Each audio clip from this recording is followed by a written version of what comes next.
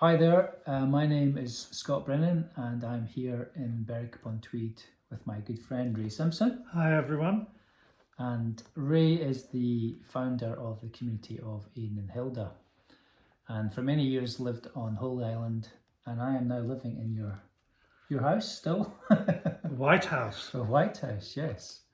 And Ray's been a great friend and mentor to me, and I've asked him if we could record a little bit of a conversation.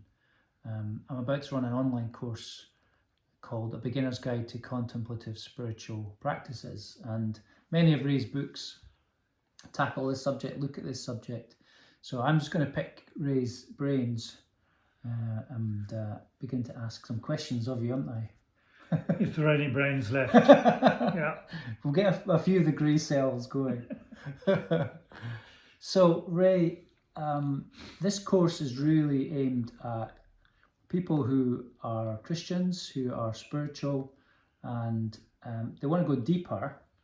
And so I just wondered, what benefits do you think there are to the kind of spiritual practices that encourage contemplation?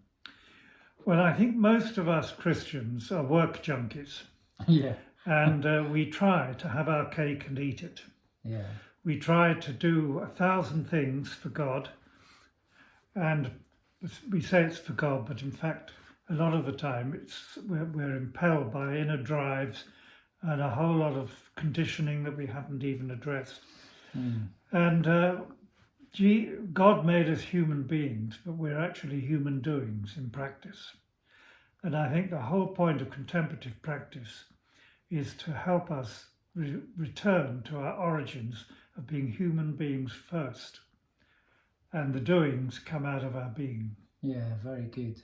And is that something of a sort of an identity issue then, that we're sort of driven? Yes. So I think the value of contemplation is we ask ourselves, what are the deepest longings of our hearts?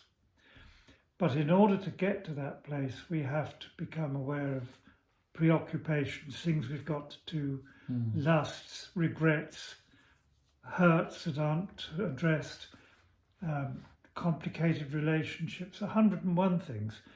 And the Buddhists talk about detachment. And this is a very useful way of meditating, to detach ourselves. We can either write things down, but gradually we focus on one thing alone. And that, of course, is the value of what Eckhart Tolle called the power of now. Yeah.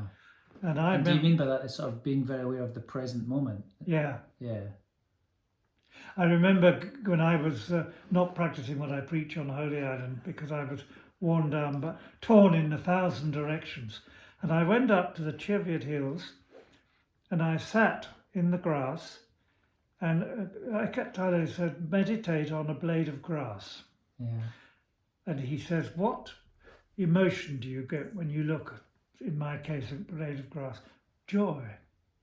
What emotion do you get when you're thinking about your thousands of things you've got to do and all that's gone wrong and people who annoy you and this, that and the other?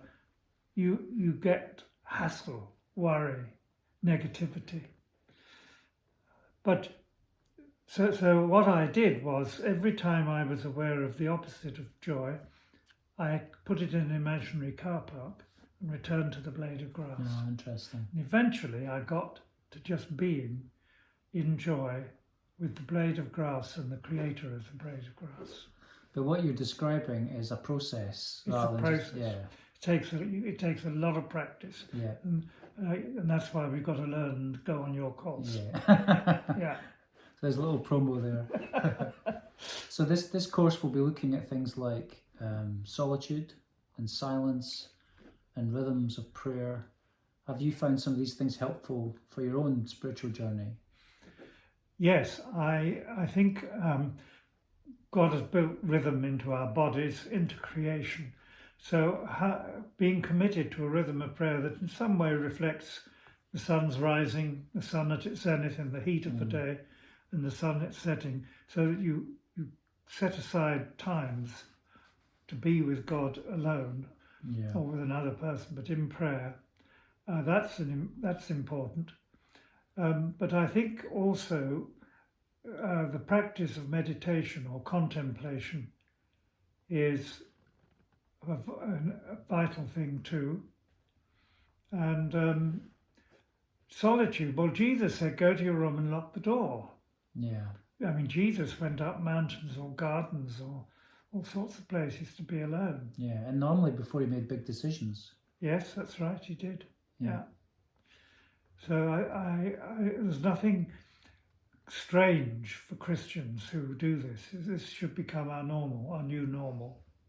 And I suppose one of the reasons that we're doing this course is that for many Christians in a busy Western world, there feels like a lot of demands on life. So creating a framework where they can make this happen is good, but a lot of people are put off because they think they don't have the time to do it. Is there any advice that you would have in terms of, start small? I think of it like planting a seed and letting it grow. Well, the Bible teaches we should observe the Sabbath. A lot of Christians are so busy doing church work on Sunday that they don't have a Sabbath. Yeah. And so I think to go away, or to, I know I have a friend who built an attic where the kids weren't allowed up the ladder to it. And that was his place. Or to a place in the country, somewhere that you can go where you can be alone. That's important. Yeah. And so I suppose what we're trying to do with this course is it's a beginner's guide to contemplative spiritual practices. And so, let people start where they are and then make an intentional decision to introduce things and let it grow. Yes. And it will depend basically on your life stage. And, so if you're a parent with young children, I've just got a new puppy, so my life's a bit demanding at the moment. John Wesley's mother had 18 children. As far as I know, she didn't have any pets. The Pope's just told people off for having pets instead of children. But anyway, whichever you've got, she put an apron over her head and said, don't talk to me while whenever I got the apron over my head, I'm praying, so leave me alone. Yeah. So, even with a woman with 18 children, it was possible. Yeah. So there is a way to do it. It's just finding what's the right way. Okay. Well, thank you, Ray. We're going to finish it there, and we're going to record a few more of these looking at particular of the subjects like the solitude and the silence, and we'll come back to you with more. So join us again. Thank you, Ray. Bye.